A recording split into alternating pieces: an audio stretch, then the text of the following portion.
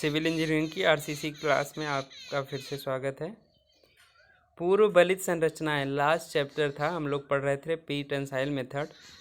परिभाषा बताई गई थी वह संरचना जिसमें किसी अनहोनी होने से पूर्व उसमें उसको रोकने के लिए जो व्यवस्था उत्पन्न की जाती है वो इसके अंतर्गत आती है। जैसे हम किसी धरन पर लोड दे रहे हैं, मान लीजिए कि हम किसी धरन पर लोड दे रहे हैं, लोड पे उसकी वजह से क्रैकिंग उत्पन्न हो सकती है, दरार उत्पन्न हो सकती है, ऐंठन उत्पन्न हो सकती है, टूट सकता है, इस तरीके की संभावनाएं हो सकती हैं। तो इन संभावनाओं को दूर करने के लिए जो व्यवस्था की जाती है वो पूर्व बलित संरचना के अंतर्गत आती है। हम लोगों ने पूर्व बलित संरचनाओं के बारे में पढ़ लिया, कैसे किया जाता है। आज उसकी विधियां पढ़ेंगे। पूर्व प्रतिबलित संरचनाओं की कितनी विधियां हैं? 2 मेथड है। पहला मेथड पूर्व तनन विधि, दूसरा पश्च तनन विधि। इंपॉर्टेंट टॉपिक है, यहीं पे समझ लेते हैं। पूर्व तनन विधि किसे कहते हैं, पश्च तनन विधि किसे कहते हैं। मान लीजिए कि आपको एक रेलवे का स्लीपर निर्माण करना है, आप एक विद्युत का खंभा निर्माण करना है। तो अगर कहा जाता है पूर्व तनन विधि प्री टेंसाइल, पश्च तनन विधि पोस्ट टेंसाइल। नाम में ही लिखा है प्री टेंसाइल, मतलब पहले तनन उत्पन्न कर देना वो प्री टेंसाइलिंग कहलाता है, और पश्च तनन उत्पन्न करना वो पोस्ट टेंसाइल। मतलब अर्थात कहने का है कि पूर्व तनन विधि में तारों को जो कंडरा यूज किया जाता है, कंडरा का प्रयोग किया जाता है, उनको पहले ही खींच लिया जाता है।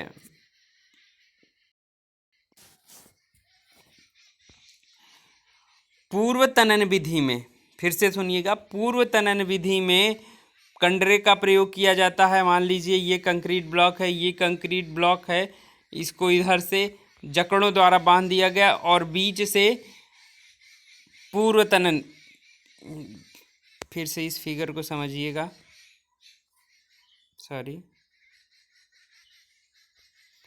पूर्व तनन विधि में मान लीजिए ये जकड़े हो गए, यहाँ से वायरों का एक बंडल ले गए जो आपस में बंधे हुए तारे हैं, ठीक है। इसके उपरांत इसे यहाँ पे प्लेट के द्वारा बांधकर और सबको एक जगह एकत्रित करके जैक के द्वारा इसमें बांध दिया गया, ठीक है। जैक के द्वारा बांध दिया गया। बांधने के उपरांत इस ब्लॉक को इसको बांध देने के उपरांत इसमें क्या किया गया, उपरांत बांधने के बाद कंक्रीट मिक्सर को तैयार किया गया और उस सांचे में भर दिया गया। उस सांचे में भर दिया जाने के उपरांत जब वह सेट हो जाएगा कंक्रीट ब्लॉक, तो क्या इसे वापस अपनी स्थिति में जकड़ों को भेजने, कंडरे को आपस में पूर्व स्थिति में पहुंच पाएंगे? नहीं पहुंच पाएंगे। तो ये क्या करेगा, इधर से ये और इधर से ये दोनों तरफ से कंप्रेस कर देगा, तो वह अपनी स्थिति में नहीं पहुंच पाएगा और जिससे उसमें क्या पैदा हो जाएगा, संपीड़न, कंप्रेशन उत्पन्न हो जाएगा। किसमें? कंक्रीट ब्लॉक में। तो वही पूर्व तनन विधि में क्या किया जाता है, पूर्व तनन विधि में तारों को पहले खींचा जाता है, कंडरा को पहले खींचा जाता है, और पश्च तनन विधि में तारों को, कंडरा को बाद में खींचा जाता है। ये बेसिक डिफरेंस है। कहाँ क्या होता है, पूर्व तनन विधि में कंडरा मतलब तारों के बंडल को पहले जैक के द्वारा खींच लिया जाता है, और पश्च तनन विधि में कंडरा और जकड़ों तारों को बाद में खींचा जाता है। तो वही चीज़ लिखी है पूर्व तनन विधि में, पढ़िएगा लाइन टू लाइन। इस विधि में सांचे में कंक्रीट भरने से पूर्व, यहाँ लिखा है ना, भरने से पूर्व अवयव में डाले गए कंडरों, तारों के बंडल को खींचकर प्रतिबल उत्पन्न कर दिया जाता है। यही चीज अभी बताई गई ना कि पूर्व तनन विधि में तारों को कंक्रीट ब्लॉक भरने से पहले ही खींच लिया जाता है और उसके उपरांत सांचे में कंक्रीट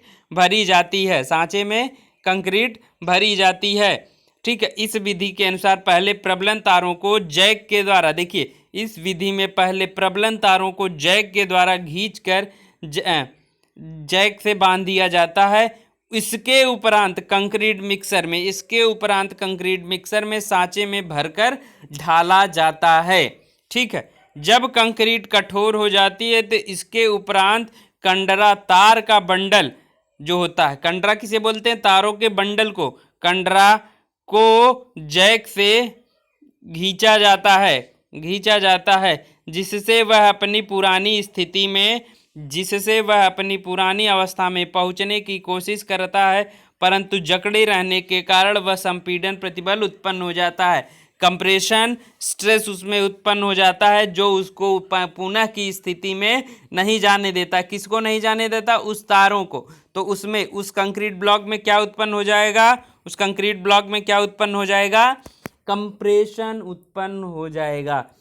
यह विधि छोटे पार्ट के फैक्ट्री, धरन, स्लैब इत्यादि के निर्माण में किया जाता है। ठीक है, फिगर ध्यान से देख लीजिए। फिगर है, यहाँ पे जैक के द्वारा, जकड़ों के द्वारा बांध दिया गया, यहाँ से तारों का बंडल वापस गया, फिर उसके बाद ये मान लीजिए सांचा रहा होगा, सांचे में फिर से हमने कंक्रीट ब्लॉक भर दिया जिसे जैक के द्वारा हम पहले से ही खींच रखे हैं। जब हम जैक को छोड़ देंगे तो वह अपनी पुरानी स्थिति में नहीं आ पाएगा। तो पूर्व तनन विधि में हम क्या करते हैं? पूर्व तनन विधि में हमें क्या करना होता है कि हमें तारों को पहले खींचा जाता है, उसके बाद कंक्रीट ब्लॉक सांचे में भरी जाती है, जबकि पश्च तनन विधि में पहले सांचे बना लिए जाते हैं और सांचों के बीच में, पश्च तनन विधि में क्या किया जाता है कि मान लीजिए ये सांचा है और इसके बीच में होल छोड़ दिया जाता है, जिसके उपरांत इसमें बाद में वायर को डालकर खींचा जाता है, और खींचे जाने के उपरांत इधर जकड़े लगे रहेंगे और ये जैक को हम रिमूव नहीं कर सकते, जो इसमें टेंशन उत्पन्न करती है, पश्च तनन विधि में टेंशन उत्पन्न होता है और पूर्व तनन में क्या उत्पन्न होता है? कंप्रेशन उत्पन्न होता है। तो वही चीज लिखा है। पश्च तनन विधि में क्या किया गया? इस विधि में कंक्रीट के कठोर हो जाने के उपरांत, वहां पे पहले तारों को खींचा जाता था, यहाँ पे तारों को बाद में खींचा जा रहा है। इस विधि में कंक्रीट के कठोर हो जाने के उपरांत तारों को खींचा जाता है। सांचे में कंक्रीट भरते समय इसमें तारों के लिए छिद्र छोड़ दिए जाते हैं। मैं वही अभी आपको बता रहा था कि ये कंक्रीट ब्लॉक बनाया जाएगा और इसमें क्या हो जाएगा? होल छोड़ दिया जाएगा, जिससे तारों को बाद में खींचा जाता है। ठीक है, जिससे बाद में देखिए लिखा, जिसके बाद में तारों को खींचा जाता है। तारों को खींचने के उपरांत खाली स्थान पर सीमेंट का घोल भर दिया जाता है।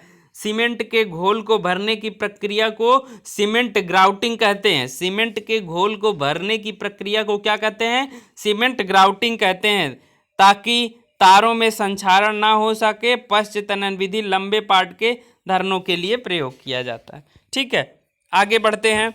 मान लीजिए ये जकड़े हैं, मान लीजिए कि यही है ना फिगर, जैक के द्वारा ये कंक्रीट ब्लॉक बना है, बीच में होल छोड़ दिया गया है जिसमें से कंडरों को पास किया गया, बाद में इसे सीमेंट ग्राउटिंग कर दी गई। ठीक है, पश्च तनन विधि की प्रणालियां कितनी है? पश्च तनन में अनेक प्रणालियां विकसित हैं। सभी प्रकार की प्रणाली में मुख्यतः कंडरों को तानकर उसमें जैक के द्वारा खींचने की प्रक्रिया है, वही प्रक्रिया है, और वांछित तनन उत्पन्न किया जाता है। कुछ प्रणालियां निम्नलिखित हैं। कौन कौन सी हैं? फ्रेसिनेट प्रणाली, मैग्नल वेप्टान प्रणाली, लीमेकाल प्रणाली। ठीक है, कुछ पद्धतियां ये हैं, इनके नाम दिए गए हैं, कभी कभी इनसे पूछ लिया जाता है फ्रेसिनेट प्रणाली के बारे में स्पष्ट करें, इस तरीके के क्वेश्चन कभी कभी पूछ लिए जाते हैं। ठीक है, हो गया। आगे चलते हैं लास्ट टॉपिक, पूर्व तनन तथा पश्च तनन में अंतर। क्या अंतर होता है देख लेते हैं। पूर्व तनन प्री टेंशन और पश्च तनन पोस्ट टेंशन में क्या अंतर है? पहला बेसिक अंतर क्या होगा? ये पहला बेसिक अंतर पूर्व तनन और पश्च तनन में क्या होगा? पहला अंतर होगा कि इसमें पूर्व तनन में तारों को पहले खींचा जाता, पूर्व मतलब पहले खींचा जाएगा, और पश्च में तारों को बाद में खींचा जाएगा। तो वही पहला टॉपिक पॉइंट है, तारों में तनन उत्पन्न करने के बाद सांचे में कंक्रीट भरी जाती है। मतलब पहले तारों को खींचा जाता है पूर्व तनन विधि में, पश्चतनन विधि में सांचे में कंक्रीट भरने के बाद तारों को खींचा जाता है। तो वही पहला बेसिक डिफरेंस क्या है, पूर्व तनन प्री टेंशन और पोस्ट टेंशन में क्या अंतर है। पहला अंतर ये है कि इसमें तारों को पहले खींचा जाता है और इनमें तारों को बाद में खींचा जाता है। ठीक है, तारों को खींचने, दूसरा पॉइंट, तारों को खींचने के लिए जकड़ों की आवश्यकता पड़ेगी। तारों को खींचने के लिए जकड़ों की आवश्यकता पड़ेगी। तारों, और इसमें क्या होगा, पश्चतनन में तारों को खींचने के लिए जकड़ों की आवश्यकता नहीं पड़ती। ठीक है, तीसरा पॉइंट, कंक्रीट डालते समय प्रतिबलों की क्षति की संभावना रहती है। इसमें क्या रहती है, क्षति की संभावना रहती है। क्यों? क्योंकि तार हम बाद में जब छोड़ देंगे, तार हम बाद में जब खोल के छोड़ देंगे जैक से, तो वो क्या होगा, उसे तोड़ भी सकता है, नुकसान पहुंचा सकता है। लेकिन इसमें क्या होगा, प्रत्यास्था विकृति के कारण प्रतिबलों में कोई क्षति नहीं होती है। ठीक है, तीसरा पॉइंट। चौथा पॉइंट, परिवहन में व्यय अधिक आता है क्योंकि इसका निर्माण हम फैक्ट्री पे करते हैं, साइट पे नहीं करते। इसमें क्या होगा, जस्ट अपोजिट, परिवहन में व्यय न्यूनतम होता है क्योंकि इसका निर्माण हम साइट पे करते हैं। कंक्रीट ग्राउटिंग, अगला पॉइंट, सीमेंट कंक्रीट ग्राउटिंग की आवश्यकता नहीं पड़ती क्योंकि यहाँ पे हम ग्राउटिंग की आवश्यकता क्यों नहीं पड़ेगी, क्योंकि हम यहाँ पे बाद में सीमेंट कंक्रीटिंग करते हैं, लेकिन इसमें सीमेंट कंक्रीटिंग पहले कर लेते हैं, इसलिए यहाँ पे सीमेंट ग्राउटिंग करनी पड़ती। सीमेंट ग्राउटिंग क्या होती है, सीमेंट कंक्रीट के घोल को छिद्र में भरने की प्रक्रिया को सीमेंट ग्राउटिंग कहते हैं। यह विधि सस्ती पड़ती है, यह विधि महंगी पड़ती है। लास्ट 4-5 टॉपिक थे, हो गए इस तरीके से। आरसीसी खत्म हो गया पूरा सिलेबस के अकॉर्डिंग। कोई अगर टॉपिक अब छूट रहा हो सिलेबस से तो आप हमें कमेंट करके पूछ सकते हैं, उसके बारे में पूछ सकते हैं, वो टॉपिक आपको पढ़ाया जाएगा। आरसीसी का लेक्चर खत्म हो गया, आरसीसी पूरी तरीके से फिनिश हुई। ये लास्ट टॉपिक था जहाँ से 5 नंबर का क्वेश्चन, कम से कम 5 नंबर यहाँ से आना ही आना है। 100% ये क्वेश्चन इस टॉपिक से आएगा। तो इसलिए सारे चीज़ें जितनी बनाई गई हैं, बताई गई हैं, सब इम्पॉर्टेंट है। यहाँ पे प्री टेंसाइलिंग और पोस्ट टेंसाइलिंग अंतर, प्री टेंसाइलिंग की विधियाँ, पोस्ट टेंसाइल की विधियाँ, ये सब चीज़ें आप अपने से पढ़ लीजिएगा। यहाँ से 5 नंबर या तो 10 नंबर का क्वेश्चन थ्योरी, जिनको थ्योरी मजबूत न्यूमेरिकल नहीं आता उनके लिए ये प्लस पॉइंट है कि इस टॉपिक से 5 या 10 नंबर का 100% एक क्वेश्चन आना ही आना है। ठीक है, आरसीसी के सिलेबस खत्म हो गया है। आप लोगों का बहुत बहुत धन्यवाद।